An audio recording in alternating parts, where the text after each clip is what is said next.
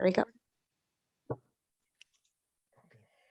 Great. Welcome to the mixed criticality processing session for the ELISA Spring Workshop. And I will pass it over to Paul and Chris, who will be leading this session. Thanks. Thanks, Min.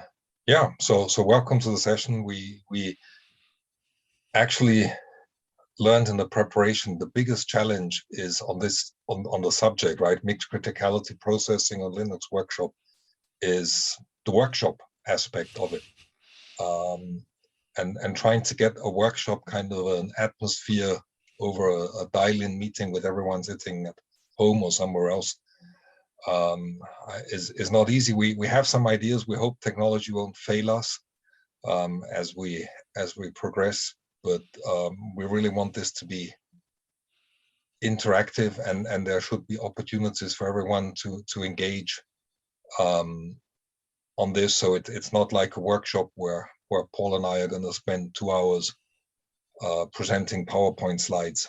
We did prepare some slides just to sort of get things moving, and in a real conference room, which ideally imagine yourself sitting in, we'd have some slides being projected, and then we'd have whiteboards and worksheets to hang around the room, and we'd be working with multimedia. Right now it looks like multimedia, but it really is only one. It's a PC.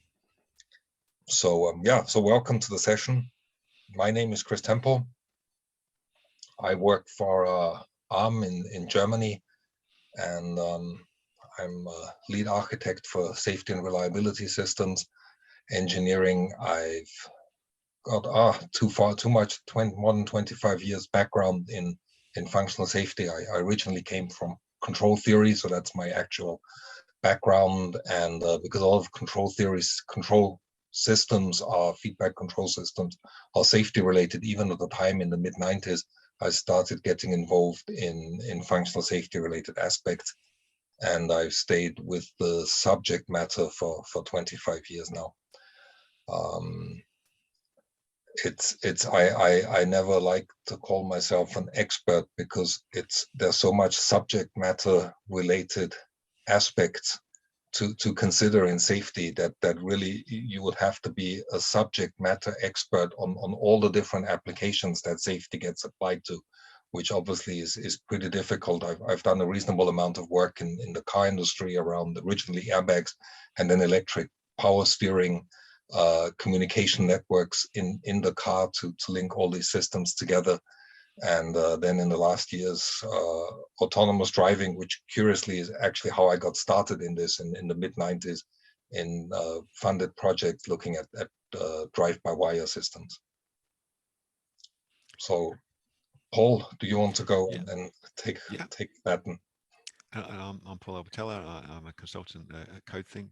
My focus is very much on safety, but unlike Chris, I don't have a long and storied safety background.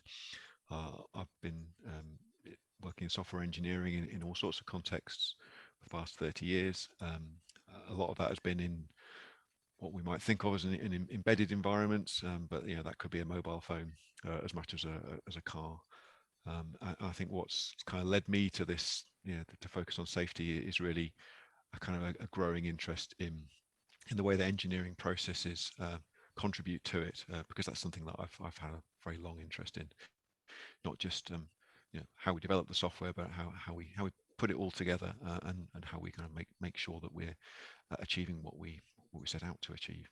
And so that's the kind of perspective I bring to the work that we've been doing at ELISA, which is why I ended up being the chair of the OSEP working group, which is very much focused on the role of the processes in what we're looking at. So to actually just to still give some grace period for people to join, and before we actually get started on the working thing, I think we have a kind of a diverse audience from people who are extremely knowledgeable on functional safety, and maybe a few who are more coming from the Linux kernel side and are newer to functional safety. So I sort of have 2 slides. I show them quite frequently, and it's the idea to summarize kind of and gain some clarity on how safety standards fit in with safety. And I just thought I'd share these two slides up front, and then we engage more into the mixed criticality topic. So let's see if okay. So I always feel this is an important aspect to understand and to distinguish between. Safety is about achieving a safety claim, and in the simplest form, a safety claim expresses that something bad will not happen. And this is what I said earlier, right? You have to bring application knowledge along, because something bad needs to be detailed for the system and the elements of the system. So there's always the system and application context somewhere, either dominant if you're looking at something like an airbag system, but even hidden if you're looking at a processor and you're looking at processors, for example, that are lockstep and achieve a certain safety integrity for specific use cases. I always shrug a little when the use case aspect gets dropped completely and people use the terminology ASIL X processors or ASIL X systems, because yes, an airbag system, for example, you could look at as an ASIL D system, but it also has ASIL B aspects, and the safety integrity really is for a very specific property. It's not generic.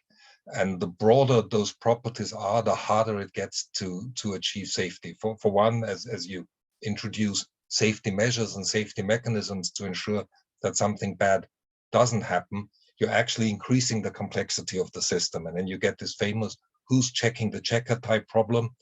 And you get another trade-off: as you increase the complexity of the system, you actually can reach the point of diminishing return.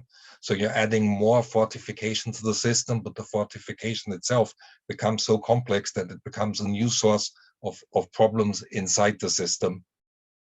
And eventually, the continuous fortification approach just defeats the purpose. So safety is really always about looking at simplicity, because that is the key property that one needs to have hope at the end of the day that you still understand what you're doing. Otherwise, it's quite easy to get lost in these safety systems, and even trivial or issues you introduce into the system as part of your fortification that have trivial deficiencies. It's quite amazing how long it takes until someone discovers the trivial deficiency. And sometimes it's not until systems are actually built and put into operation, and suddenly someone realizes this isn't working very well. So simplicity is really the key. And obviously the safety measures and the safety mechanisms ideally are of simple nature, and they ensure that there's something bad that has to be detailed doesn't happen, right? And until this point, it's really an engineering problem, and it's the engineering problem that's been around ever since electronic systems have been used for safety-related applications. And then what the standards bring to the table is this understanding about safety integrity and a standardized view on safety integrity, right? In the past, people went off and started figuring out solving the technical problem, and some did it very cautiously, and others might have done it a little less cautiously, and it became fairly difficult to explain how much integrity was actually put into the system to substantiate the safety claim. So the safety integrity expresses the level of care that is needed to substantiate the safety claim through evidence and justification. This is perhaps the last aspect not spelled out here on the slide, but worth noting. The ISO 26262 is not a prescriptive standard. It doesn't say this is what you have to do to make the system safe. It is evidence-based. It says this is what you have to do to show that the system you have engineered to be safe actually is sufficiently safe, backed by the integrity demonstrated through the evidence and justification, right? So purely taking software off the shelf, taking a Linux kernel and starting to investigate safety integrity by directly applying the ISO standard to to the kernel itself, in my opinion, is very difficult. It really doesn't make sense, because you need to understand the safety claim. Paul and I have prepared some slides using the Telltale use case to show some of the differences that can occur further on, right? So at the end, when you have a safety element, it's something that has a safety capability expressed through a safety claim that is substantiated with a stated degree of care, which is the safety integrity claim. And along these lines, there is a tricky point also to be aware of, and that is, does the standard and does conformance to the standard ensure safety? And the answer is no, right? Because the standard is focusing on safety integrity. And hopefully, if you execute all the procedural steps that the standard prescribes and collect the evidence and justification, you have achieved safety. But I've seen a lot of cases where it is possible to claim formal compliance to the standard, but you don't really have achieved safety, right? The target clearly is to have achieved safety from a technical perspective and from a conformance perspective in the same way, and the standards try to account for this by using the languages of highly recommended and recommended. It is also possible to achieve safety, and in some cases violate clauses of the standard as far as safety integrity is concerned. But obviously the target is to achieve safety and to be able to show the standard conformance. So having said this, the question is, what do we want to focus on in the workshop, right? Now comes the amazing question: will Paul and my amazing preparation work technical perspective? So Got my fingers crossed. Now comes the burning point, if I can actually write and you will see it, because that was our intention, not to kind of have death by PowerPoint, but be more interactive. So here's our three ideas. The first idea is, is it working? I'm not sure if it's working. No. Yep. We can see a red blob. Yeah, that was not what I intended. Okay.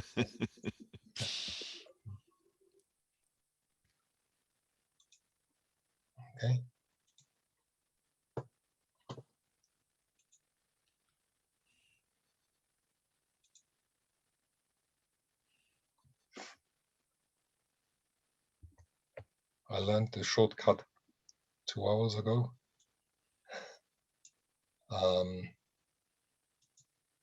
Let's see if this works, if it works in this mode. I did some practicing, so hopefully it does. Yeah. So the first topic we thought we could discuss is what is mixed criticality about, right? Mixed criticality about? Do we have a common understanding?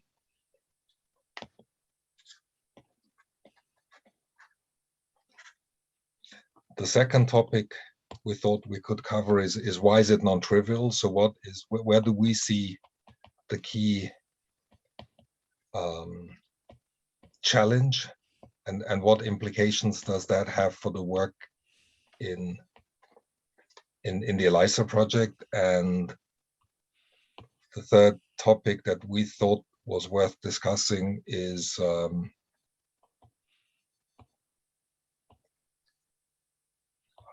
how can it be addressed? Oh, yeah.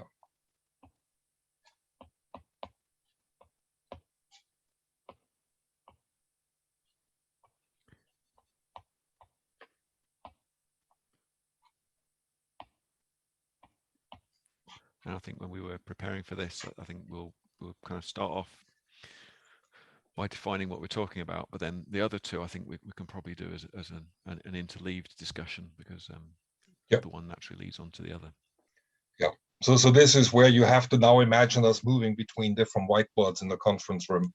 I think the question to the audience is are there further topics, right? It shouldn't be Paul and me dominating this session. It's really, if there are further topics to discuss, either unmute and raise them and we'll add them here, or type them into the chat. So we did have one question in the chat, which was, is there a distinction between a safety measure and a safety mechanism? And I think my understanding there is that a safety mechanism is something that's part of the system, something that's actually going to be operating, going to be sort of part of its operation.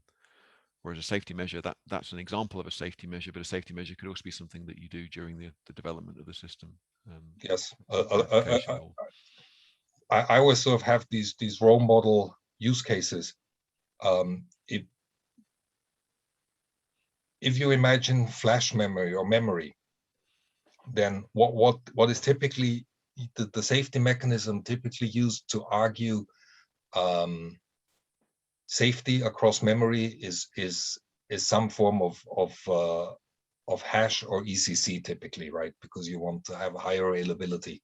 So now you put the ECC across every address in the memory. And the next question that immediately originates is that the safety obviously wants you to cover single event faults, not single bit faults.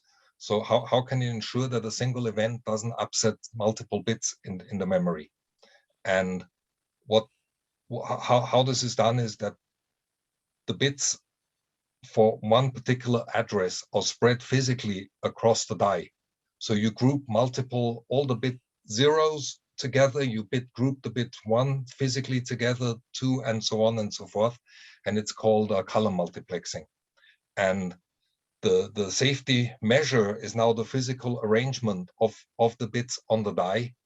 And the argument is that if you get a single event upset that can in fact cause multiple bit corruptions, you get those multiple bit corruptions spread across different addresses. So you have multiple addresses where single bits are corrupted, and you can then deal with them rather than having a single address where multiple bits get corrupted, which would mean you would need a massive ECC. And as I said earlier, you very quickly reach the point of diminishing return. So that would be a safety measure, is physically spreading the bits and regrouping them on the die. And the mechanism that you need in addition would be the ECC. So the safety measures in the ISO standard are typically a superset. They include the mechanisms, but there are also other arguments that you have and put in place to argue that your safety claim is met. And they can apply also to the safety measures, also there a part of how you show your integrity as well. Yes, you need the safety measures to show the integrity. The safety mechanisms typically are not enough. Okay, just a follow-up. So like going back to the first slide where you mentioned we need a set of safety requirements, right? So I assume both the safety measures and the mechanisms that we come up are, how we satisfy those safety requirements. So irrespective of whether it is a measure or a mechanism, or like as you said, measure is a superset. So they both have the same rigor needed in like the, in the following safety analysis that we do in proving independence and all of that, or is there any distinction further between a measure and a mechanism? It's the safety measure is simply the superset. So it includes the safety mechanisms, but includes any other argumentation. The mechanism really is a technical mechanism that you have implemented in the system.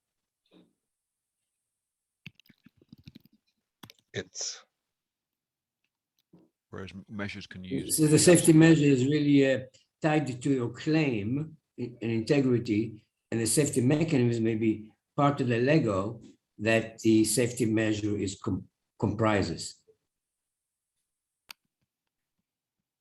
So it's always best if you really want the precise. I don't want to screw up now on the PowerPoint presentation, but the precise definition is best obtained simply by looking into part 1 of the ISO standard. Okay. On the chat, Takashi Suzuki is saying acyl decomposition depends on system architecture. How to ensure the system architecture is sufficiently granular so that the criticality is assigned in a component. I'm sort of thinking that the whole system and the system decomposition for doing this analysis is possibly a focus point too. Yeah, acyl decomposition is always it's tricky because it's a very it's not just decomposing the requirements in the requirements tree, but the term acyl decomposition has received this special meaning in the ISO standard for showing how you can achieve higher acyl levels by combining sufficiently independent safety mechanisms of lower acyls. Right. So the idea, and again, you know, it's imagine you have a car and you say, I want to prevent the car from rolling away when it's parked. You have an electric parking brake. And now someone says, but I have an automatic transmission. I can put the transmission into park and actually stop the car from rolling just through means of the transmission.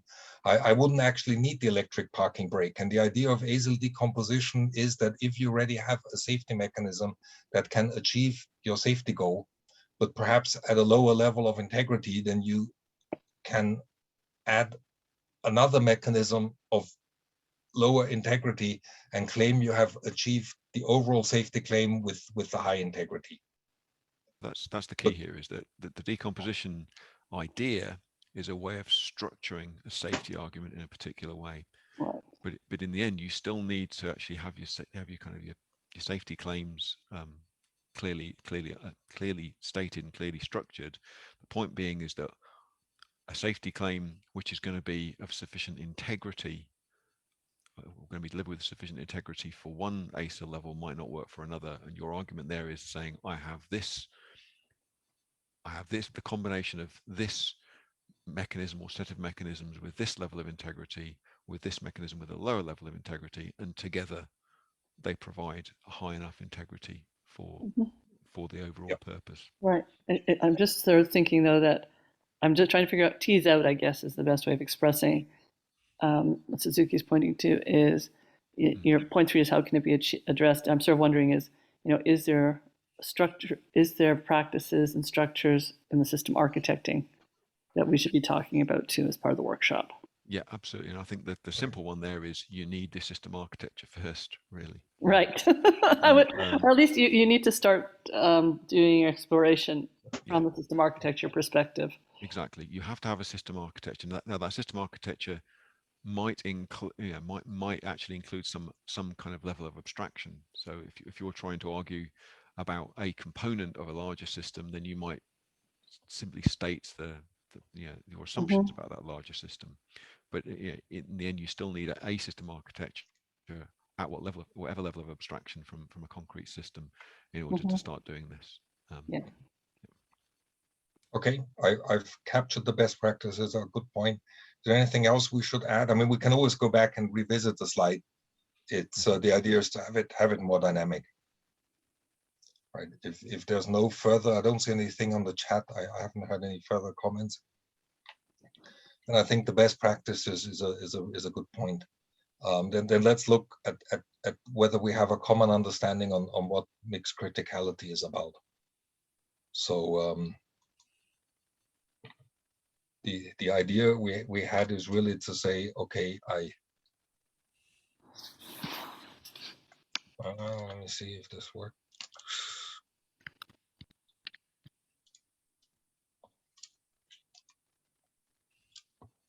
Yep. So we say we have a system and we have a safety requirement with acyl X assigned to the system, and we have a safety requirement with acyl Y assigned to the system. And I'm usually fairly pernickety and particular about making sure that the ASIL is attributed to safety requirements. It's a little tricky, and I know I do it as well. Everyone does it to kind of, as a shortcut, allocate and talk of a system having an ASIL, but it's really the safety requirement allocated to the system that has the ASIL. And again, very simple example, the airbag system. You can imagine the airbag system having two safety requirements. The one is that it deploys in the event of a crash. And because crash situations hopefully are very rare encounters, the exposures to crash situations are small. And therefore, quite amazingly, one can actually argue that that safety requirement is ASIL B. It also shows that ASIL B isn't kind of just a hand-waving level. ASIL B really requires serious engineering. Again, something I see sort of ASIL A and B are often discounted as being trivial, and only C and D get focus, but that is not the case. So you have the deployment in the case of an accident, and then you have the non-deployment in case you're not in an accident. So really what you want to ensure is that there is no inadvertent deployment of the airbag system, and that has an extremely high exposure, because that's most of the time, hopefully, of your whole driving experience and driving life, you're sitting behind the airbag and it is not deploying and you're not in a crash situation. And what you want to ensure is that the airbag doesn't deploy, because typically it comes with such a force that it would actually be the cause consequentially of an accident, because it's unlikely that if you're driving on a motorway and the airbag or multiple airbags in the car deploy, that won't kind of create a pretty difficult driving situation for the driver. And that is at ASIL D. So you have one system and you have these two different safety requirements. And in the very general term that we have chosen here at the moment, right? I mean, we can be more descriptive, but we said it would really be that you say you have different safety integrity,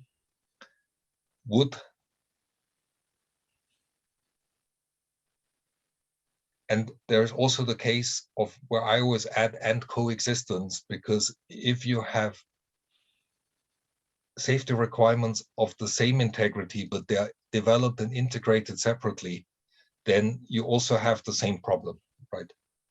So if you have a system, the airbag might not be the best one here because it's so highly integrated. It shows mixed criticality or highly integrated. But if you have a system where you say, I have two sets of functionality and one developed by one team, ASIL B, and one developed by the other team with safety requirements to ASIL D, and I integrate them, then you clearly have mixed criticality. But just elevating the ASIL of one team to D, you still have the same problem of showing that you don't have cross interference of the safety of the functionality to ultimately lead to a violation of the safety requirements. And what Paul and I kind of pre-discussed in the last couple of days as we were preparing for the workshop, we said, in a very general sense, what methods do we have available? And it's really prevention, avoidance on the one side and detection on the other side. I think in some cases, and perhaps why I'm raising this and emphasizing this, is that in the Linux case, in some areas or many areas, it might be difficult to argue that the fault cannot occur, because trying to prevent it can become quite expensive. But as long as one is reasonably clear about the safety requirements, one can say, okay, it's okay if it actually occurs, as long as I'm able to pick up the effect that it has consequentially. And here again, it turned out with a couple of slides in the future, we've taken this to the telltale use case, and that is one way how one can bring Linux, in our opinion, to safety applications and to mixed safety criticality applications, is by saying it might be hard to argue by virtue of memory isolation techniques and other ideas that you, to the extent that the safety standard would want you to demonstrate the integrity actually have achieved mitigation through mechanisms provided by the kernel. But on the other hand, one can say I use those mechanisms as a heuristic measure, and downstream I still have a detection capability to ensure that if my heuristic approach using kernel features doesn't work, I'm still not violating my safety requirement. And you can also think about that from two angles as well. On the one hand, there's will the feature of Linux that we're relying on for as part of our safety claim always work? Will it always prevent the bad that we're trying to avoid? And the other one is that, can we be certain it will continue to do that if, for example, we have updates which we're going to apply to it in future, or if we're confident that the design is there, but we don't have the measures, or we don't have the way of showing that the implementation of it has the kind of level of integrity we're looking at, then your area of doubt is then not about the effectiveness of the design, but whether we can show that we have confidence in the implementation.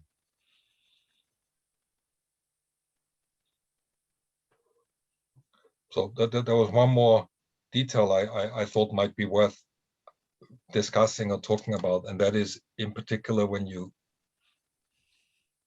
have your system and you have some functionality in there with an ASIL X, and you have another set of functionality in there with ASIL Y, then there are different patterns really. You can have systems where you really still have a shared input and you have one output. You could have systems where you say, no, each functionality actually has its separate inputs and separate outputs. You could equally have systems where you say, I have one shared input, but I still have multiple different outputs. So that's why it also, when one starts understanding the type of system, then all these areas of flexibility kind of reduce down, and it becomes easier on saying, am I following a prevention, avoidance, or detection approach, right? And this partly depends on whether you've got, whether the mixed criticality is about safety and non-safety functions, or two different safety functions with different levels of different criticality, or just coexisting but implemented by different teams or possibly different suppliers. And when we draw slides like these, we always draw kind of the system at an abstraction level, and a lot of details that at a certain level of abstraction are simply not shown, but they're still relevant in practice. One that I always like thinking about is power supply, because if you look at, for example, the airbag system for the ASIL B part, which is the deployment in the event of an accident, it actually has a redundant power supply. Even so, it's ASIL B, but obviously the loss of the power supply from the battery of the car, which a crash could cause, would immediately render the functionality of the airbag ineffective. So the airbag actually has a separate power supply that has enough energy to still run the micro for a certain amount of time, for a small time window, and then fire the squib in the airbag. So you would see two power supplies there. On the other hand, if you're looking at the Telltale application, then you don't see two power supplies, right? So again, there's always arguably you should with the architecture that we have for it, though, because you should have the external watchdog on a separate power supply. Not necessarily, because I think you could argue that the external watchdog being on the same power supply, that loss of power causes the whole system, the dashboard, to go black, which is informative to the driver that something has gone wrong, right? Yeah, that achieves our safe state in that case. So the system inherently, by going black, is showing the driver something is broken. Mm-hmm. But yes, I mean, and the debate we're having here just between the two of us, if anyone wants to join, please do, is kind of showing that that having an application understanding or being able to put the application into an application class is useful. Otherwise, it just gets massive, right? If you and here I'm thinking of the kernel. If you think of a safety system that uses massively different I/O systems, then you would have to demonstrate and argue that whether the interference between some of the drivers and some of the I/O peripherals on the hardware side, which might even on the hardware side have shared registers or shared hardware structures which you aren't aware of, whether all of that has been considered. So the one thing is the interference of kernel structures against one another, but the other is the propagation of interference through parts that are there, like hardware registers in the hardware state, but aren't visible when you just look at the software of the kernel. So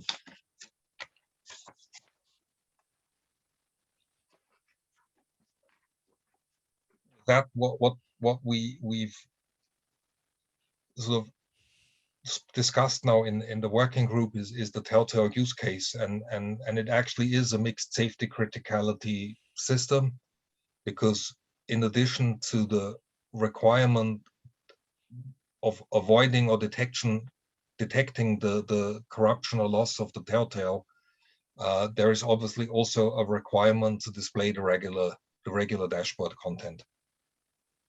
And in fact, most of the functionality inside the application really has to do with displaying and rendering the regular dashboard content that doesn't have safety requirements attributed to it. And then you have these distinct telltales and critical information that does have safety requirements attributed to it.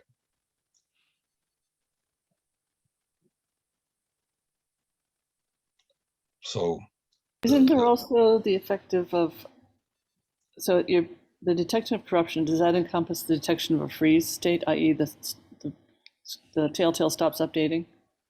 yes. Okay. Yes, exactly. Yes, because it would be it would be corrupted in the sense that doesn't follow the intended telltale that you want to display. Mm-hmm. Right. So corruption could be that it's mangled, and in fact the telltale application, when you actually implement it, has some nice properties, because the telltale itself, because it consists of so many pixels, it actually has a high information entropy, that even if standard faults just corrupt parts of it or change the color or do something peculiar to the telltale, unless it is completely changed into something else, it is actually, while it's not particularly pretty, for the human, it is still identifiable as the telltale. In the chat, RVK is asking a question, and feel free to unmute RVK and just talk as well. I think this is a good question. It's about availability as a safety requirement, and this is it. We can have a situation where, as with the telltale use case here, what we've labeled as the QM part, the regular dashboard content, is still something that we want, that the driver is going to want to see, that is of value to the driver, and the availability of that information is still really an important goal, but it's not strictly speaking a safety goal, and so we can have a safety mechanism that ensures we achieve that safety goal, but potentially at the expense of availability of the system. And achieving a balance between those two is going to be a really important goal for the implementers of the system, but it's not necessarily something that we have to achieve in order to achieve our safety objective. And here, I personally think that the standards have muddied the waters. There were a lot of opinions in the ISO committee on even defining the term availability. And I personally have again, a very simple view. I look at availability of a system to be the readiness for use. So taking your car, you want to drive into town, you go to the car, you step in, and the car actually is ready to perform the service of driving you to the car. So the availability really takes into account the mean time between failure and the mean time for repair over the complete life cycle. So when you look at availability, in my opinion, the term traditionally, how it's defined in physics and other disciplines, only makes sense if you look at a long period of time, right? The availability over a year, over 2 years. And I'll get to this in a second. Now, the other term is reliability, and the reliability really is the understanding that once you start the mission, you're actually able to conclude it. And now there's this peculiarity that when the time window that you look at for availability actually just becomes your mission time, then availability and reliability start expressing the same thing. And you could consider it as a waste of a term, because it's nice to have these different terms because they express different things. If you take your observation window and say, I'm just looking at availability for the mission once I get in the car and start the mission until I finish it, it's the same. So that's the one kind of thing to consider, in particular if you look at other literature. The other thing is that traditionally there is a separation between safety, which is something bad will not happen, and liveliness of the system, which means eventually something good will happen. And I personally like to keep these two ideas separate, because while a number of techniques look quite similar, some of the constraints for the techniques are different. So availability also, for example, puts its hand into the box of redundancy, right? Redundancy for availability is equally a measure that is used. The big difference is if you're just looking at availability, then you can accept a certain amount of dependent failures. So if you're just looking at availability and you say I have reasonable redundant or reasonable trust, for example, into power supply, you can still run your high available system of one and the same power supply. Similar, in high availability systems, you're looking at solutions like triple modular redundancy. And I don't think that triple modular redundancy is a particularly good architecture for safety. And I've written a paper on this almost 8 years ago to explain why. Because if you have 3, then you suddenly need 3 power supplies, because you don't know which of the 3 entities is the one that's going to fail. While, for example, if you look at a dual duplex architecture, which you would look at for fail operational, so availability in the sense of safety systems, you can actually get by with only 2 power supplies. And there are other aspects to consider here. So I would be cautious on putting availability into the same box as safety requirements. At the same time, I think availability is hugely important, which is, for example, why I think in the telltale use case, it makes sense to distinguish between mechanisms we find in the kernel to propose and to promote availability, and then the mechanisms we put into the system to promote and argue safety. Yeah, and that's it. And sometimes, so availability, reliability, and safety, they're different sets of properties. In some cases, they might actually interfere with each other. High availability may actually make it more difficult to achieve our safety goals. I guess performance is another example there. So finding a balance between them is always going to be important, and the system needs to be designed to achieve all of its goals. But when we're considering the safety claim and focusing on exactly how we show that we've met the safety goals, we can't ignore these other requirements. We just need to show how they are balanced with the safety requirements, such that the safety requirements are still achieved. And I think that's a really good point. In some cases there'll be a tension between them. In some cases they'll be, they'll be pulling in the same direction. I think that's a really good point. I took note of it here, that we don't forget it. We'll have to come up with some way of summarizing the debate we've had here. But Yeah. right. but that it's captured that this is an important aspect to consider. So the question of sort of guidelines for trade-offs between, is that what you're thinking? In terms of looking at the cases of availability. I think I've captured it here that we don't forget it. I think there is some because we have had to kind of choose a linear format for the workshop, which isn't perfect, but I think there is another point in the workshop where I'd like to revisit the availability versus safety aspect. I think it's an important one, and I'm glad that RVK raised it. Okay.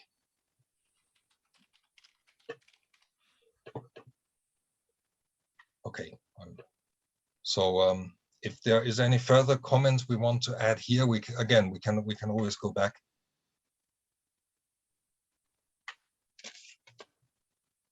If not, we can move to the next topic, which is what makes it non-trivial to meet. And no, here. So what we kind of have seen is that now you have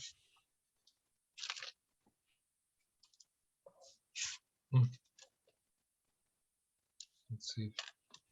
Oh, I think my technology is starting to stretch to the limit. Let's see if it works. If not, we will move to the backup slides.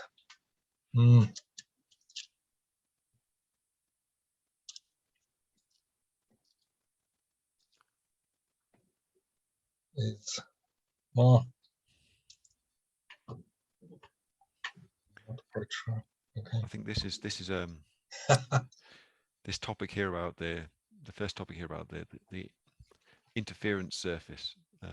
It is something that came up in another discussion, the presentation from Christopher and Gab about the real-time verification tools, and this idea that in order to understand how two functions might interfere with each other, safety functions or non-safety functions, you have this set of ways in which they can interfere, and understanding how broad that surface is, you know, which really is just about how complex it is, how many different ways they might interact, can have a huge effect on whether, you know, on the approach that you take, and which approach is going to be more or less successful.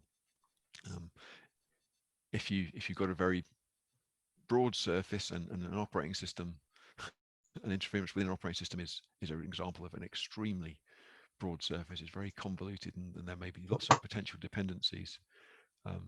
Then identifying all of those different possible interactions at the full operating system level can be really hard.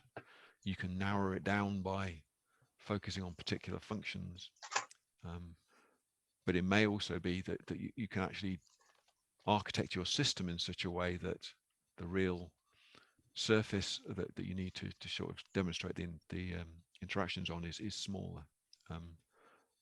And again, the telltale use case does provide some good examples of this.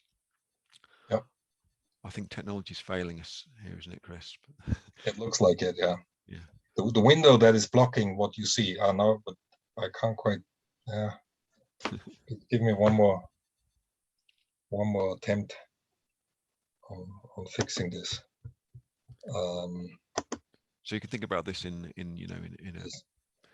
one dimension. You could, for example, look at all the interactions between all of the components within the operating system, and that gives you a lot of interactions to look at, a very broad surface. Or you could just look at the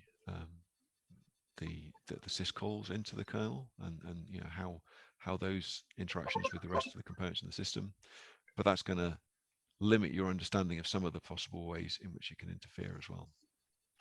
But if you can actually move the, have your safety function, the thing that you ultimately depend on, outside the kernel altogether, then although the kernel might sort of have some effect on the overall properties of the system, if you can control that surface to, in the case of the telltale use case, or the safety concept that we came up for the telltale, the interaction with an external watchdog is really the final ultimate interface that you actually need to care about. And although the others will be interesting from the availability perspective and they have a bearing on the safety, your ultimate guarantee is somewhere else. So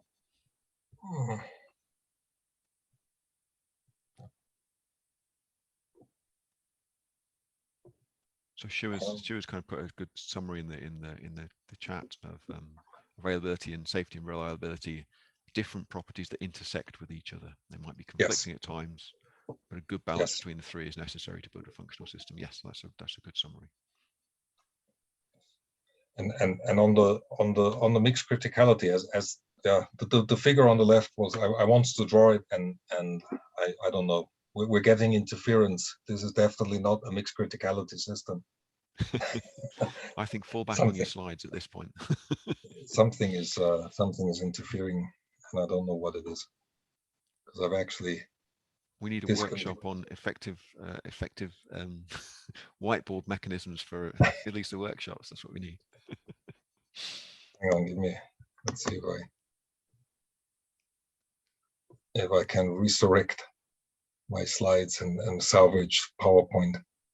Okay, I think I have.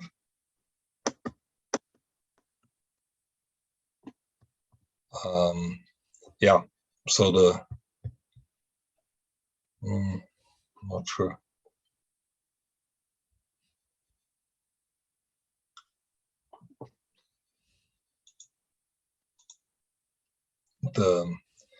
And this is kind of really the tricky thing is that if one has mixed criticality systems, understanding the interference surface. So how does the interface look between the two functional blocks that should be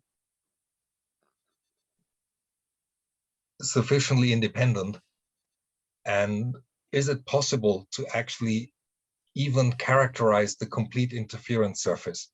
Because one of the difficulties in safety is always the two C's, which is the completeness and the correctness argument. And correctness usually receives a lot of focus.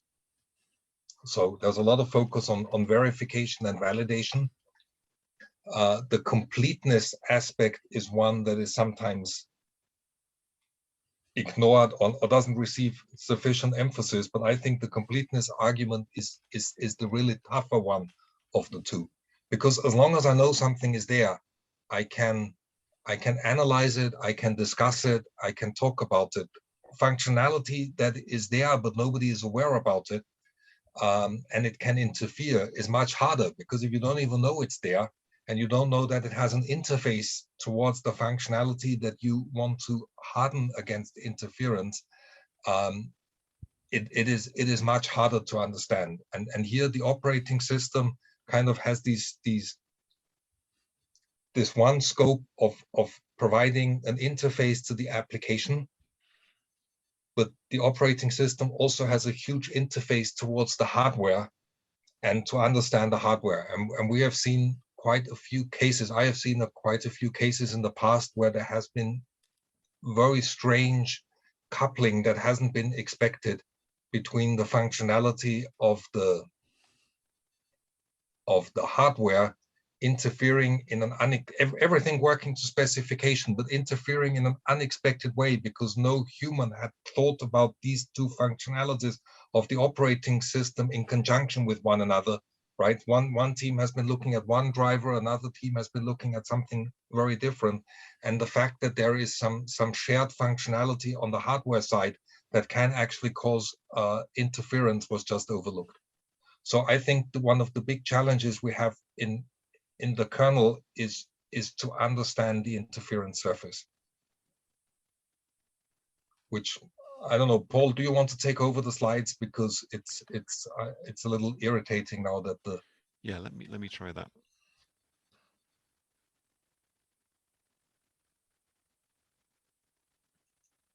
Okay, I think you need to stop sharing and then I'll have a go.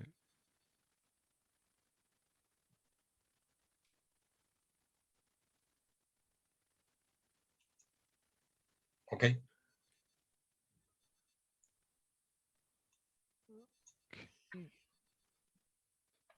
Okay. Yeah. Okay. So here we now have the slide in its original beauty. So you really have this interference surface between the two, and that's where we kind of. I thought the presentations yesterday were really interesting, and I think a lot of ideas I absolutely think are key, going back and looking at the question of availability. But can we actually argue those techniques to the point that we say we have enough confidence that we've understood the complete surface and all the possible aspects of cross-coupling and interference across the system, and in ways how the kernel might evolve in the future that might break some of the arguments that just by coincidence are valid today. If it's not, that's always the risk, right? You find a property in existing software, and the property is really cool, and you say, I now declare this property that is there by coincidence. Nobody actually ever explicitly asked it to be like that, but that's how it is, right? Then the existing software matures, and that property was never one that was driven explicitly by a requirement. So in future generations, it suddenly disappears. And then your safety argument suddenly is hanging in thin air because it's not there anymore. So I felt the ideas yesterday are really good. The stuff that Gab presented.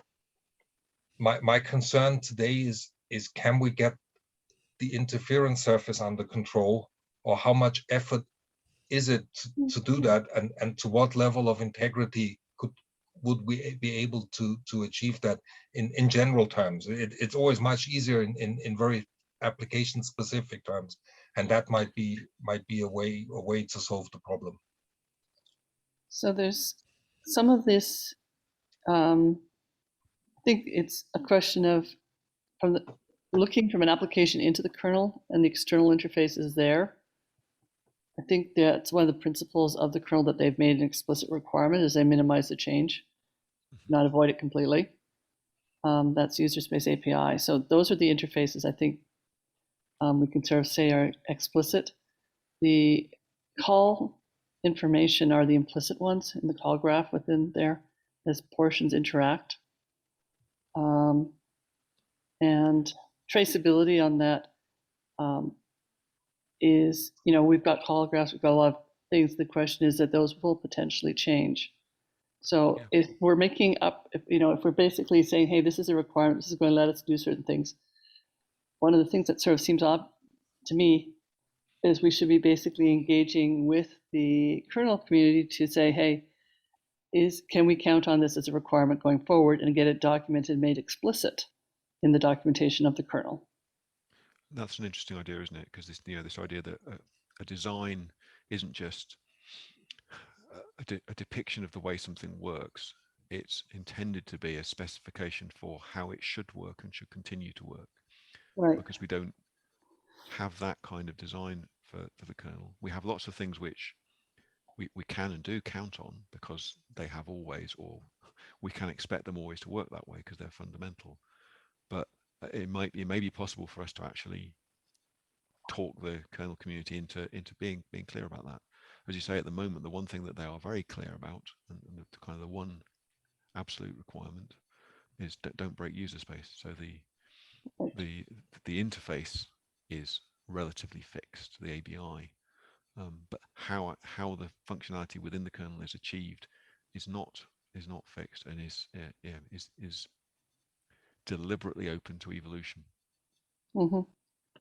So there's an interesting question in the chat from Deepankar, about could you quantify how much effort and time would be needed to certify a particular safety use case using Linux? Now, you said they're using, say, ASIL B or ASIL C. ASIL B and ASIL C, they aren't use cases. Those are categories of safety integrity. Mhm.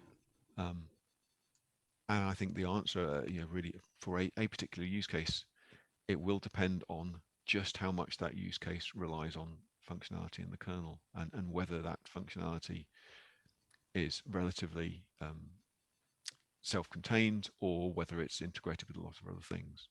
Now, given that this is an operating system, there are a lot of interconnections. Some parts of the operating system are very, very heavily interdependent. Some aren't.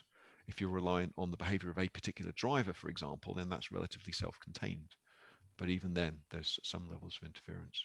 But in terms of quantifying how much time and effort is involved, yeah, this has been the thing that's been holding people back for so long, is that it's not simply that no one knows how to do this, it's that no one can actually come up with a good estimate. And so it always feels like it's X years in the future.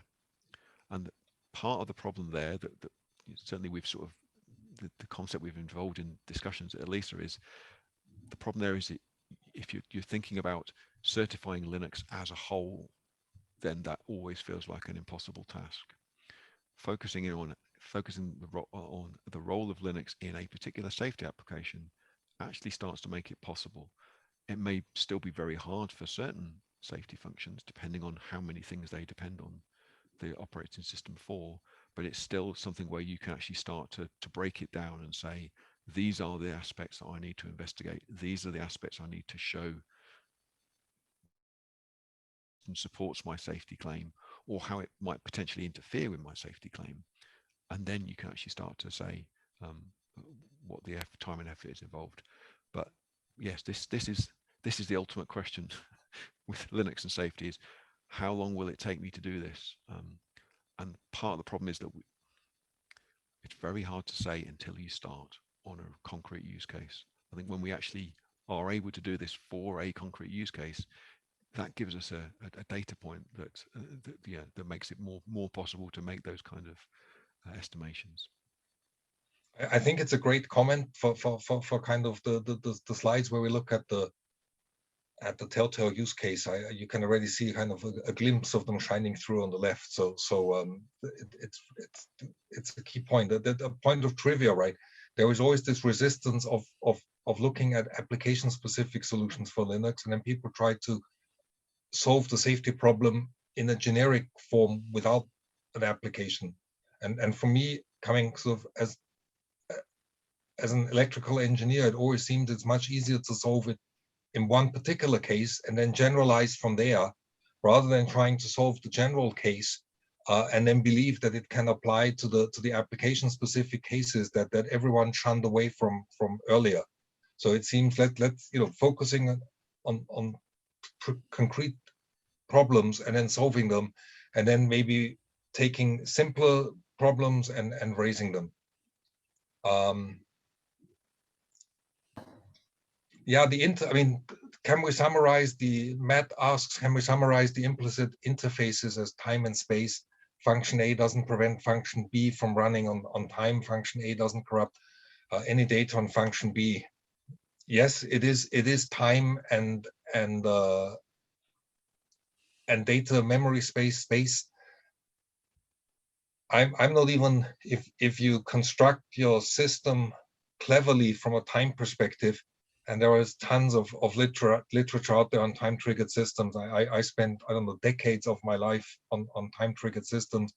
There are techniques on how to address timeliness of systems. The memory corruption aspect is a curious one. And the way that the kernel is constructed, it is simply never, it's not that easy, as I said, to identify the complete interference space, including hidden interferences that occur through hardware, to ensure that in the general case, you haven't missed anything. In the particular case, I think it can be done. And yes, I mean, that kind of argument that is laid out here, yes, in the particular case, I think that can be pursued and answered. Yes.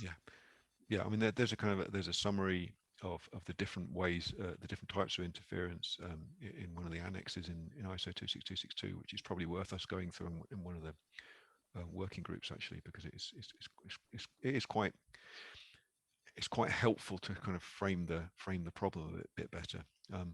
But this is another example of where some of the aspects that we really value in Linux and in the sort of the virtual memory approach is one of these.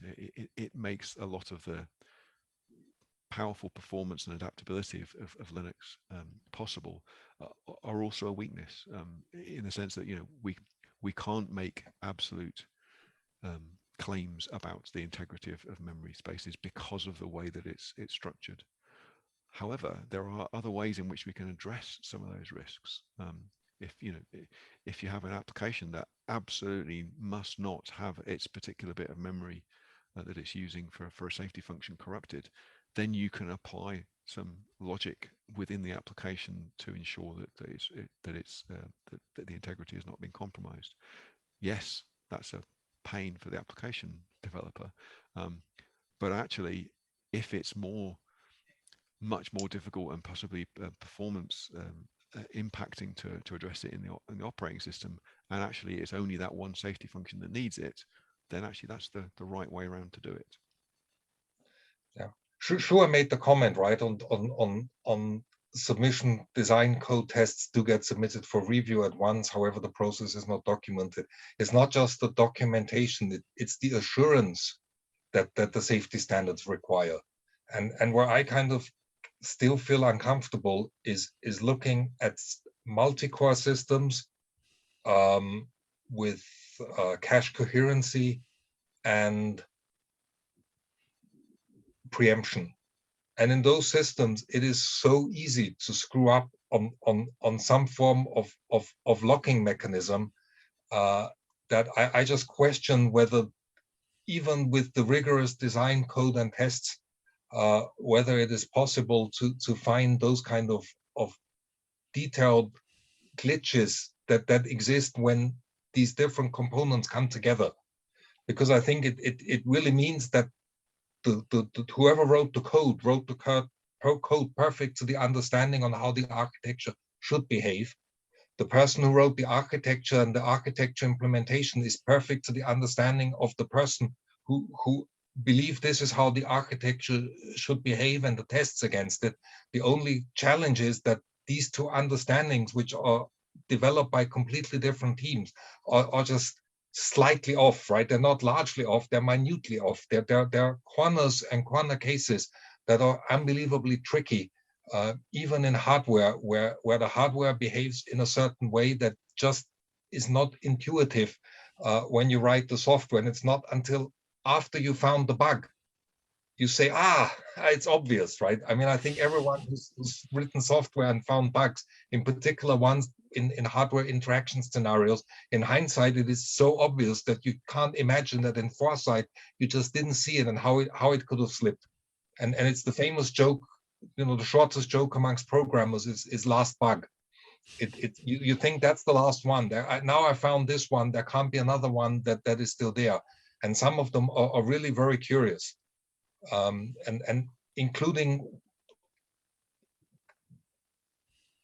issues that occur between, and these are now the really tricky ones, that between the microarchitecture behavior of instruction sequences. So when each instruction is correct, but as the instructions get executed in a certain sequence, due to the processor state, they don't behave in the way that you would expect them to.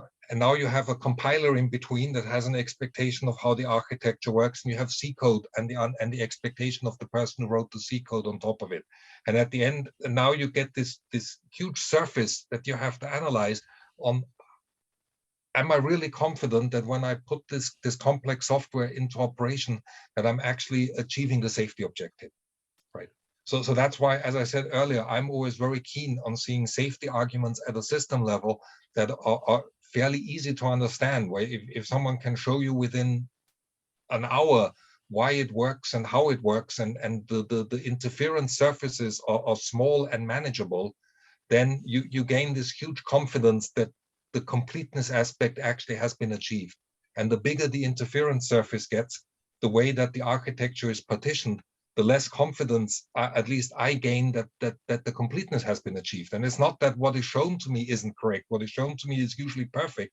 The question is, has the model that is used to argue that it works actually covered everything that is there? That I think is where it gets really hard. And we have actually, if we move down some slides, just that we don't run out of time, because we've taken one and the same example and partitioned it.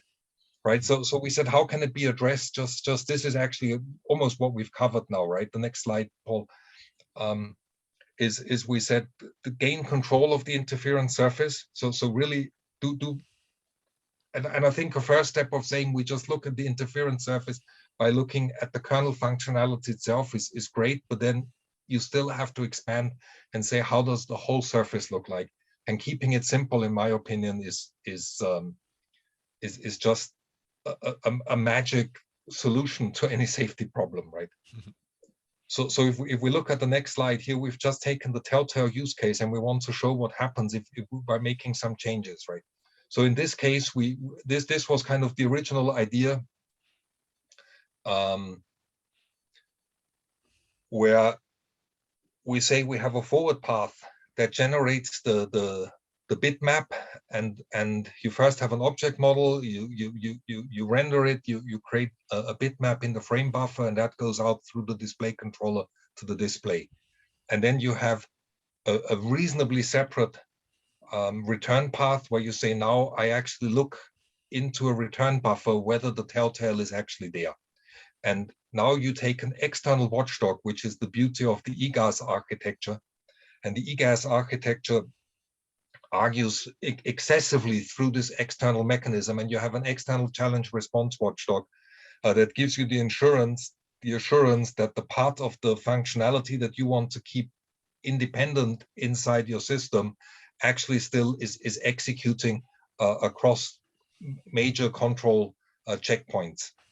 And the idea is not so much that you can prevent interference. The idea is that the EGAS architecture will pick it up. So as long as the argument would be, as long as the telltale checking is still passing through all the major control points of the telltale checking and operating the challenge response watchdog, which is kept externally properly, you have reasonable confidence that the telltale checking is working. And now you can have interference that either causes problems with the telltale bitmap, which means you will pick those up through the telltale checking because you have this confidence that the telltale checking is still working. And you live with the fact that there might still be pockets of functionality that does in itself cause corruption. And I think this is where all these heuristic ideas and all the existing security mechanisms in Linux are really, really valuable. So I personally would switch all of that on, right? Just because you're not using it for your primary safety argument. Coming back to the availability question is you still need to address the availability, and switching all of that on makes absolutely sense. But the beauty here is to say my final safety argument of saying, why can I trust this? I have this much smaller interference surface of saying I keep the challenge response watchdog externally.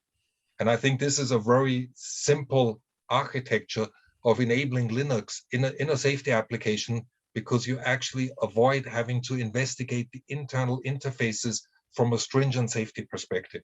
It doesn't mean that you can't attempt it and can't introduce tons of good ideas into the architecture, but the ultimate argument is kept externally. And now I think on the next slide,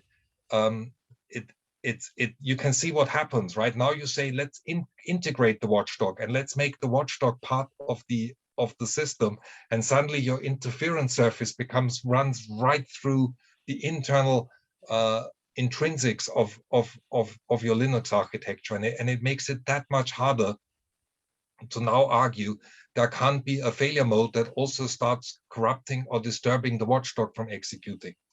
And now because now you start running into this problem of who checks the checker. So now you start adding additional functionality to argue that functionality is checking that the watchdog functionality is still working. And in my opinion, it starts turning into a runaway problem. I'm not saying it can't be done in simple systems, but the idea here is to show just how much more complex it gets by making this apparently small architectural change. And this is just for looking at the telltale checking case, right? This is still a fairly simplistic type of functionality that can still be monitored, I think, under reasonable conditions. And then it gets even harder if we look at the third example. If you now move this boundary into the system and you say, I want to start arguing that my telltale generation itself is already part of my safety argumentation. And I drew the line here, and then Paul and I obviously reviewed the slides, and it looks like a straight line. It's a complete jagged line going. I wouldn't even know quite how to draw it through, because you start looking at how can I live with a shared object model? Actually, no, I need to put the telltale into a separate object model, then I need to render it separately. I need to put it into a separate frame buffer. I then need to rely on the display controller to combine the two planes on the frame buffer and put it on the display. And I have all this argumentation that all these things, that there isn't this one ugly failure mode that can just cause the whole thing to screw up, because the surface just gets so complex. Yeah. Heuristically, do I think it can be done? Yes, exactly. Yeah, which isn't to say that we can't do it. Which isn't to say that we couldn't make an argument that we have sufficient confidence in the measures that we can have in the operating system to protect these things. But the challenge is that much higher. So coming back to the question earlier about, can we estimate how long it would take? Well, for a use case where we can isolate that attack surface, that interference surface to this, then yes, it's relatively self-contained. It's relatively easy to make the safety argument. You still have to make you still have to achieve all the other goals of the system, but the safety argument is easier to make. Oh, curious. And also the issue of the evidence, because you don't know that you have the testing regime applied to that thing that you are claiming helping you. So you can't even make the claim fully because there's no, standardized evidence for testing and so forth. Not only the process. Exactly. So yeah, we're focusing here on the safety claim, but you're right that then there's the integrity claim about how can I be confident that the functionality I am relying on, which I can show works and show I have confidence in, but how can I be confident in that? So Shua's comment about design and tests being submitted at the same time as code change, yeah, absolutely, and that's good practice. The problem there is that those tests and those designs aren't based on this idea of specifying behavior, specifying what we want to continue to be the case. They're based on describing what something does or illustrating some functionality, not defining what should happen in terms of requirements that we can then rely on future developers to honor and to continue to show that they're achieving it. But as I think Igor pointed out, that yeah, actually we can do that. So the Linux community might not do that, might not create the kind of tests that we're talking about or specify the kind of requirements that we're talking about. But we can define those requirements and create tests ourselves to say, this is what we need the system to do. This is what we need Linux to do. We can show that it does it, and we can show that it continues to do it. And if we want to argue that that's a design feature of Linux, we can actually go back and test previous versions of the kernel and say, look, this behavior has always been the case. It's not an accident. We can claim it's a design feature because it has been the case for the last 10,000 versions of the kernel, and it continues to work in that way. And we can make sure it continues to work in that by running these as regression tests. So we can make these arguments, but what we can't do is make these arguments, and in particular make these arguments about integrity based on work that happens in the kernel community itself.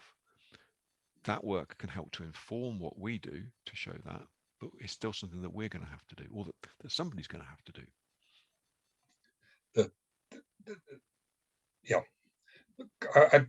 There's a comment I want to pick up from Gab on the chat, and there's also perhaps the moment, because I didn't forget the comment that Kate made right at the beginning.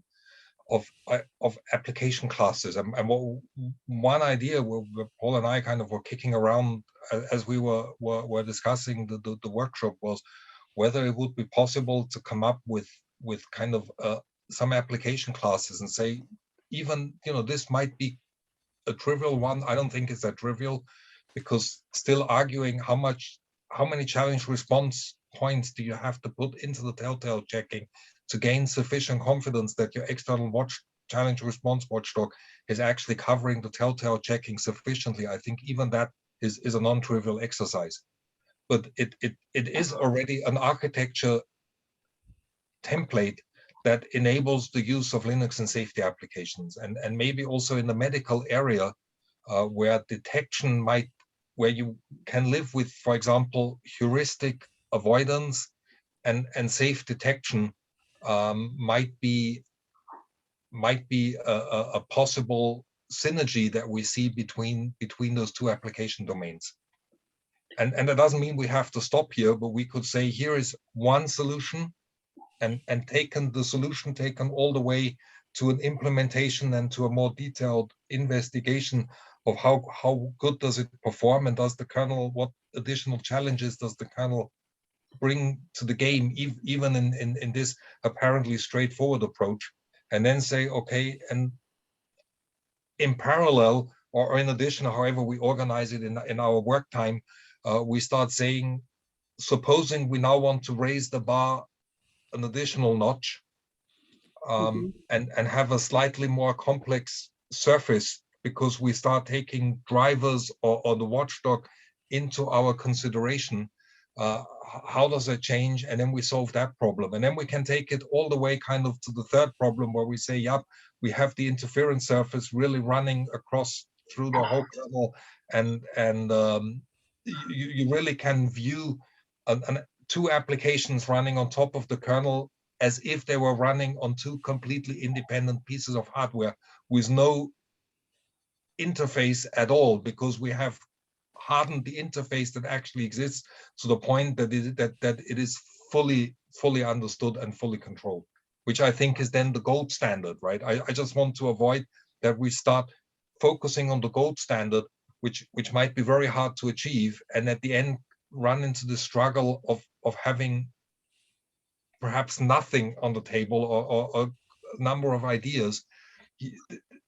This kind of thought, and I think, Kate, that is close to what you had suggested at the beginning, might be a way of saying, yeah, we have these patterns, and this is one pattern that appears in the dashboard. It just takes some time of drawing an STBA diagram and moving it around until you recognize that this is actually the same pattern that could be used for certain medical applications. So I'm sort of looking at this. I'm not disagreeing with you, Chris, okay? But I'm just sort of trying to explore this a bit more mentally.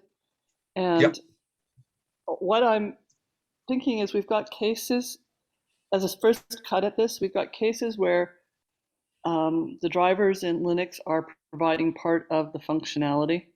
And then we've got, quite frankly, cases where Linux is effectively a OS.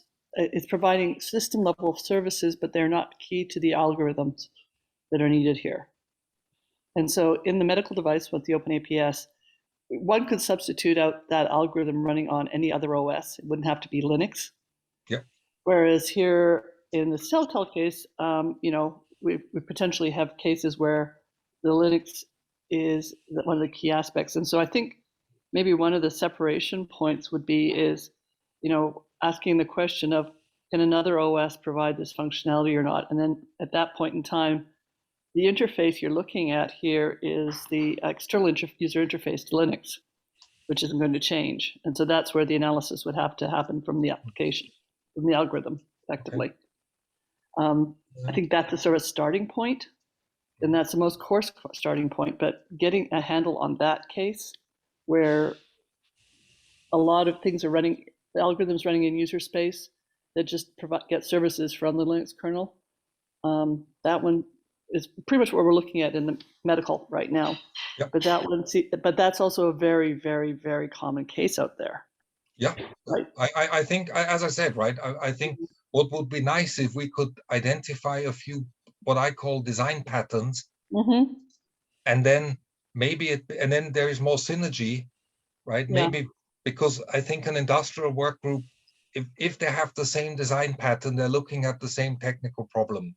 And if you have a different design pattern, then the technical problem might have some commonalities, but it will also have some design pattern specific aspects that are then just special to that design pattern. And if we're able to come up with, I don't know, maybe 3, right? 2 is the minimum, because if you only have 1, it's of no use. But if you have 2, 3, or perhaps 4 design patterns, and we say we have a solid solution for 1 and for 2, and we have an approximate solution for 3, and design pattern 4 is still work in progress because it's just very challenging. Mm-hmm. That would be a great result for the ELISA consortium. Yeah. And you could have a variety of different levels of complexity. You could have a relatively simple one where the Linux is doing some complex non-safety function, but needs to do some safety function in parallel with it, and that might be as an algorithm, or it might be interacting with a piece of hardware. It might be talking to some interface and providing some diagnostics, for example. Right. I think that, again, that's another example of a relatively simple piece of functionality that if we can show that it's possible to make an argument for it, you can then use that as a building block or as a design pattern to build a system with a bigger set of responsibilities. Yeah, because that allows a divide and conquer approach, Right. And it also gives us we have multiple bars to cross without having to cross the highest bar to be successful. So I guess the question is finding these examples that we can study enough to figure out if these patterns exist. And finding I would have thought, okay. Yeah. So I think the Telltale use case already brings 2 patterns, which I think are reasonable, because it brings this pattern and it brings the pattern on the next page, which is kind of what we've also started to investigate. And then the medical use case brings a pattern, which would be a 3rd pattern. And then we could, I mean, the 4th, the goal is yes, you run 2 applications on the kernel, and they behave as if they're running on 2 completely independent hardware systems and 2 completely independent kernels. I think that one is really, really hard to achieve. Even so, obviously that will be the most desirable one. But starting with simpler patterns and then working ourselves upwards might be a promising approach. I think another one to look at might be, does the operating system have any role to play in the assurance of the integrity of the hardware? So if for example, if you've got a kind of lockstep model where you've got two pieces of hardware providing that sort of confidence, that's one thing. But if you've got a case where you're using a software test library to say, is my CPU still functioning properly?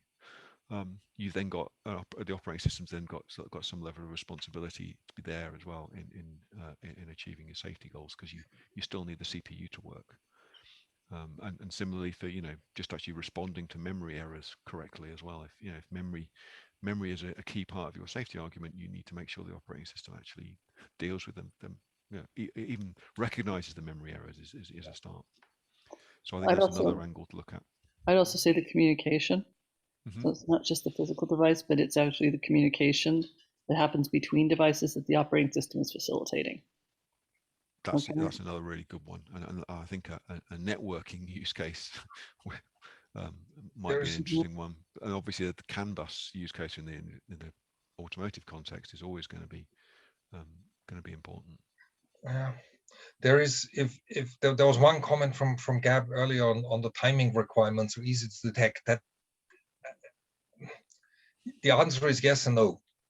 I think one of the main arguments that Linux brings to the table is this high efficiency that people want to see, and where unbelievable brain power has gone into ensuring that cycles aren't wasted anywhere. And the consequence, however, is that there is, in many cases where you want to utilize this where you don't want to waste cycles, you start looking at a reasonable amount of scheduling jitter. So this has always been kind of the event-driven versus time-driven battle of arguments. The time-triggered world takes the worst-case execution time and then pre-allocates time slots. And if the time slot isn't utilized, you're more or less wasting the cycles. You're running cycles in background, and then you have a lot of scheduling analysis, and then you always run into the problem that if it's too dynamic, you're introducing jitter, and you for a very limited number of tasks you can provide hard guarantees, which then also makes the timing monitoring not quite as trivial. And I think again there are techniques that are very useful. They go beyond classical deadline monitoring from schedulers. They involve more complex timestamping of data packets, and then analyzing those timestamps and running against temporal validity of data. So you might have old data, but as long as it's temporal valid, you can still act upon it, rather than shutting down your system and saying, okay, now I've missed the most recent, I don't know, I get a temperature update from the outside temperature every 10 minutes, and I missed the last temperature update. I have to back up. Well, the temperature isn't going to change that dramatically outside over 10 minutes. So if you use one that's 20 minutes old, it's still good enough. And in many cases, to keep the availability of the system up under the consideration of scheduling jitter, in a lot of cases, there is this idea of still using older data, which still from a control algorithm perspective is still okay.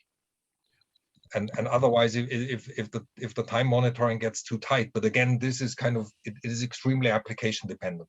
In the Telltale use case, for example, the slowest part in this whole system is the human eye, right? You might have a frame rate between the object model and the frame buffer of 25 updates frames per second. You're going to have a refresh rate between the frame buffer and the display of 60 hertz. And you're going to have a human eye that grasps a change in the dashboard somewhere below 5 hertz, right? 200 milliseconds, it's going to be a flicker. It's going to have to be there at least for maybe half a second or even a second for the human eye to have a reasonable chance of actually not only seeing that something's there, but also figuring out what is it that I'm actually looking at. Yeah, Matt Kelly chimed in here on, are you considering using a hypervisor as a pattern to limit the interference surface for a single function? And I think that's actually a good one, because that's something that's sort of been talking about on the industrial side in some ways. Yeah, it's certainly That's another pattern.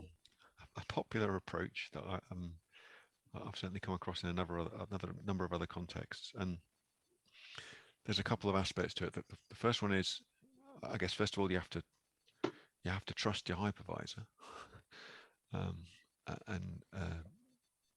which may be a problem that you can solve. The other one is that if you're dividing your safety functions up in that way, then why are you using a heavyweight operating system like Linux? I think you're still, I think it's a way of structuring the problem, but I don't think it necessarily actually answers the problem very satisfactorily. I think you probably use Linux for some of the more complex functions that may not be safety critical. So if we're working with the mixed criticality systems, you could be allocating certain tasks that you can cover with Linux that are broadly. So I think that's what's so attractive to it to people. Yeah. I agree. I think the hypervisor, it completely separates. You have a second copy of the operating system, so you're burning a lot of cycles.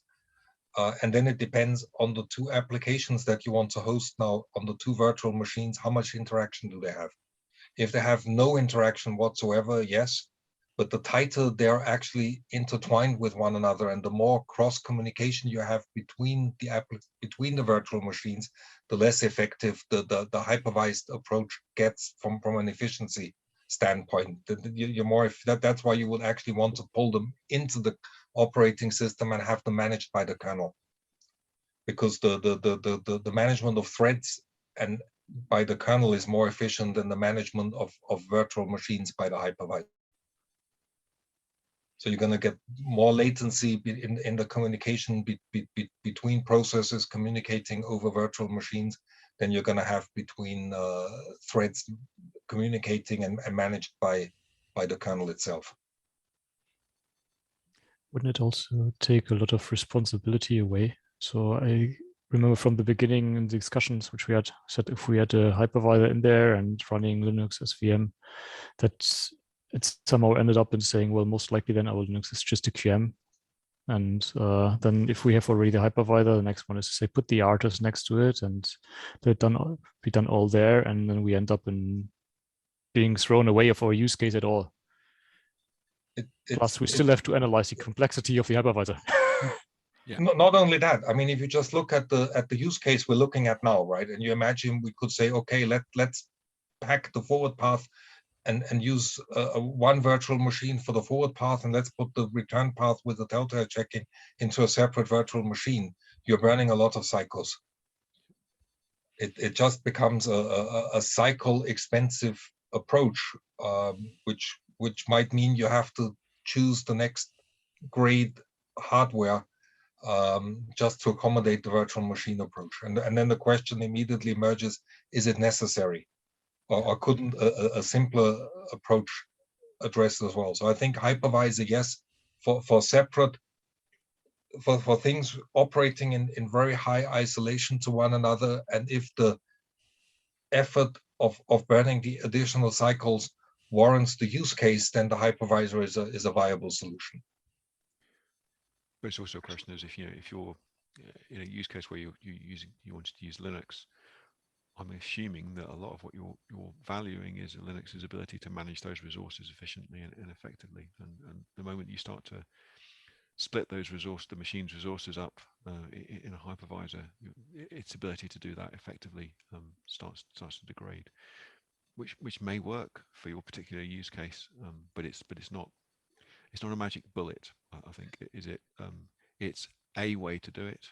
It's not the only way to do it, and I think, yeah, caution would be advised. I know my colleagues wrote an article on it several years ago called "Hypervisor Not Required," and they can certainly explain it a lot better than I can. But picking up on Matt's comment, I mean, why don't we also, if there is enough interest, we could also say, okay, there is another pattern that involves a hypervisor. Mm. And then, yeah, I think that's definitely a pattern. Right. Have be available for people to explore what the implications of it are. Yeah. And there's also the idea of kind of using Linux's sort of built-in sort of containerization type functionality as well, like C groups. Mm-hmm. Yeah, to provide some level of isolation. There's another pattern. I haven't lost interest. I just need to take some notes because I don't want these ideas to get lost.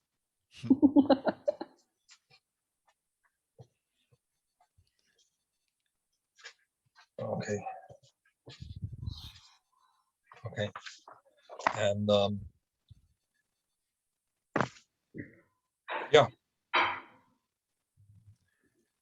Okay, we have the hypervisor based design pattern. We have 2 or 3 we've kind of extracted from here, and we have the medical device design pattern. What I'd like to kind of understand is if there are any synergies Well, one of the things between those design patterns that we can kind of build on the efforts that the individual teams have taken. And obviously that we don't do things twice, but it would also be curious that we, if we are contradicting each other, why we are contradicting each other, or if it's just. So one of the things we talked about earlier in the workshop was basically having the medical device team and the automotive one come together and, quite frankly, walk through their different STP analysis to see what was different, what was similar, how was the approach taken. And I think that might give us some insight as to some of the next steps by doing that exercise. And like I say, that identifying the design patterns wasn't one of the goals of that initial thing. On the other hand, it seems like it's a logical outcome that can come from the same work. Yeah, I definitely think the design pattern concept is, it feels like a really good way to go forward. It's good to have concrete use cases and concrete system use cases associated with sort of the different domains, but actually identifying design patterns that work across those domains is potentially even more valuable. We can illustrate how they apply in one domain or another, but kind of understanding what the commonalities are between them is good. Yeah, I mean, this is, I think it's important to capture the design patterns, and then we might make sense to prioritize them. I just see Igor's comment about Google planning to use Linux as hypervisor. It's there's always the question if it's a level 1 or level 2 hypervisor. and it's a good comment, but I'm just imagining if we start adding those aspects into as a design pattern as well, we're going to have a lot of patterns, and so we might want to just acknowledge the fact that there are tons of different ways how you can do it, and then just pick one and investigate it, and put the others on the shelf, that we don't spread our resources too thin. Right. And get coming up with a set of design patterns, identifying which ones are have the kind of the smallest set of attack surfaces for us to deal with, and that we can then use to kind of build other ones would be a really good way to do it. I'm also kind of thinking that there's possibly some overlap with what happens with threat modeling that we might be able to exploit, and see if there's work that's been done in the threat modeling side from the Linux kernel that can apply in here as we come up with these patterns and interfaces. Yeah, I think the threat modeling usually uses broader attack surfaces. It's close. So there is overlap and synergy. It's not a full overlap. So there are differences between the two thought processes. But yes, to consider. Yeah. Well, I'd also, I think there's more of the issue sometimes of timing in real time and responsiveness that then is showing up in the threat models from the security perspective. So as I think I said earlier, I think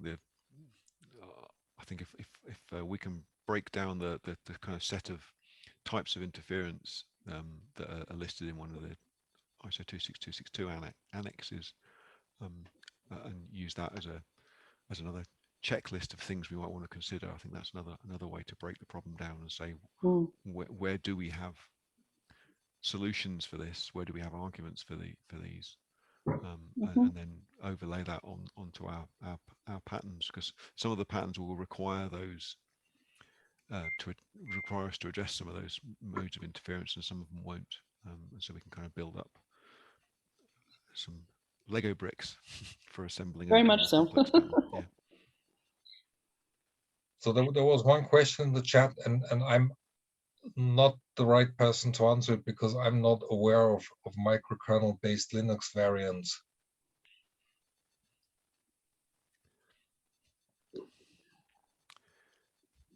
Yeah, so I don't know, Kate or Paul, can you pick that one up? I'm definitely not an expert here, but my understanding was that Linux was explicitly an alternative architecture to a microkernel approach. Right. So that kind of seems to go against its whole raison d'etre. Yeah, I'm just, like I say, one has microkernel, like I say, the only interpretation I can make on that, and so Deep, just feel free to unmute and start talking with us, okay? As opposed to us guessing, in the sense that, but is you basically work on a stripped down kernel with limited functionality based on your config you're building.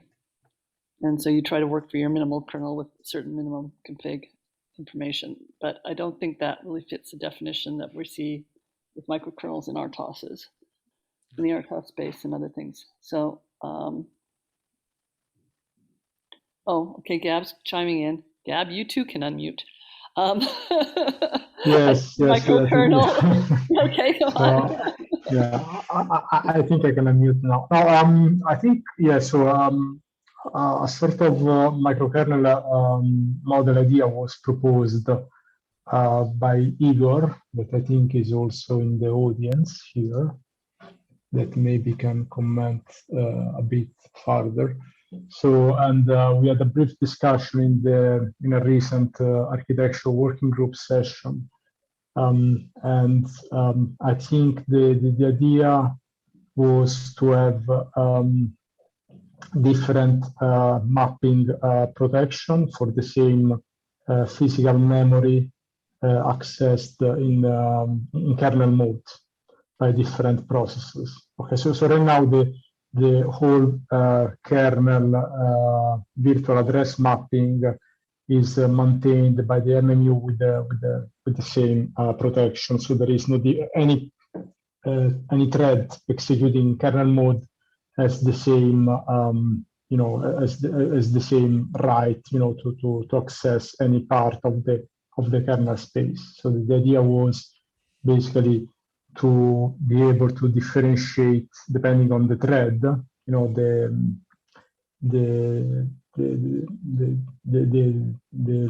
the attributes of the page tables of the menu. So this was at least what we discussed. Maybe not a microkernel architecture, but like a parallel macro kernel architecture.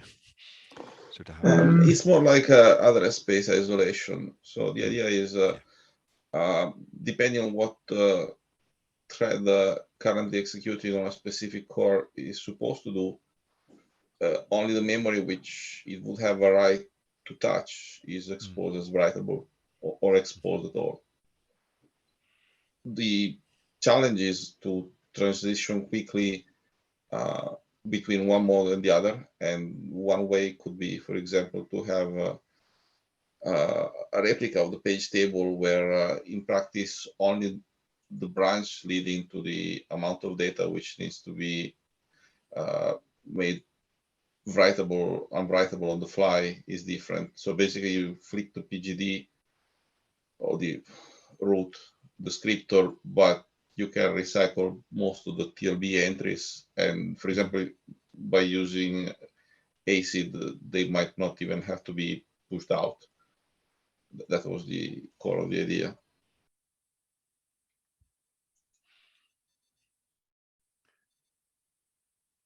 I think it's just, yeah, if that idea has not already been proposed to the wider kernel community, it does sound like something that would be of interest. I guess it's a question of whether there's enough interest for somebody to want to develop it.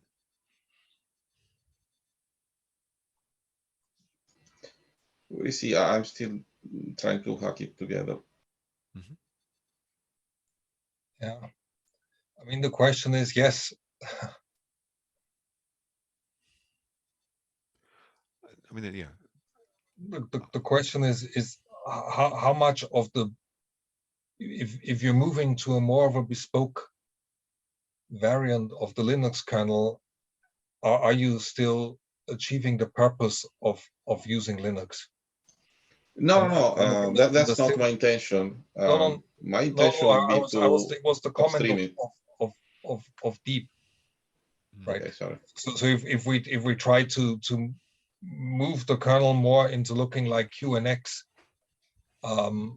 it's not the standard Linux kernel anymore, and you're making trade-offs that the community that's driving the kernel today will not like, because the reason why the kernel is designed the way it is today is really because it's focused on this extreme efficiency aspect, which is what everyone enjoys.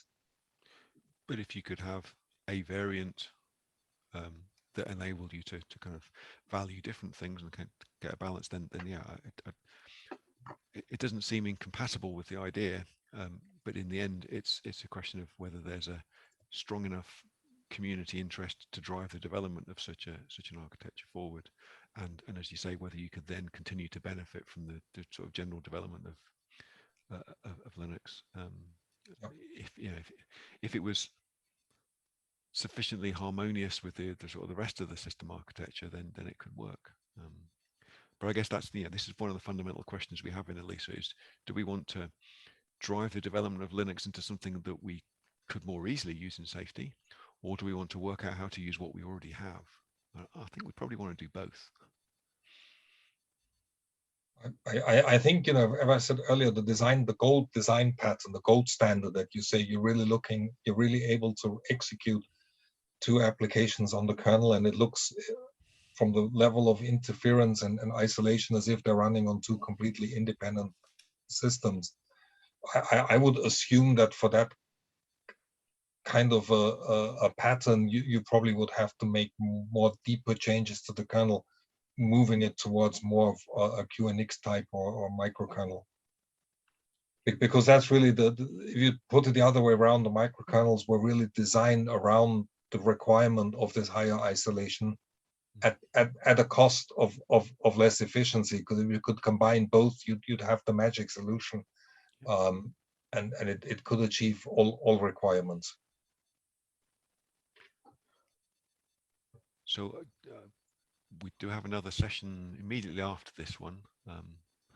Might be a good idea to conclude here for this one, just so that those of us moving on to that one have time to follow the call of nature.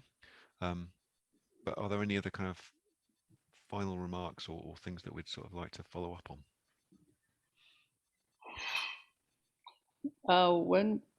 So we've got some ideas for next steps. I assume we'll continue to flesh out next steps in the TSC meetings. Then we could perhaps talk about them in the planning session later. Yeah, let's talk about the planning session for how the next steps will emerge for this. I'll write a brief summary. I mean, I think the main conclusion that we drew, which I hadn't expected at the beginning, was really this looking at design patterns and distinguishing between them, which I think everyone, I heard no objection to the idea. I think it makes sense, and we just need to follow up on it now. Sounds good. Okay. Cool. Great. I mean, thanks everyone for the participation, including verbal and chat participation. Given the difficulties of the sequential format of online meetings, I think we gave it a reasonable try. I think it was a good session. Thanks everybody. And thanks. If you want to continue looking at the telltale use case, that's what we're moving on to next. Hope you'll join us there. Okay.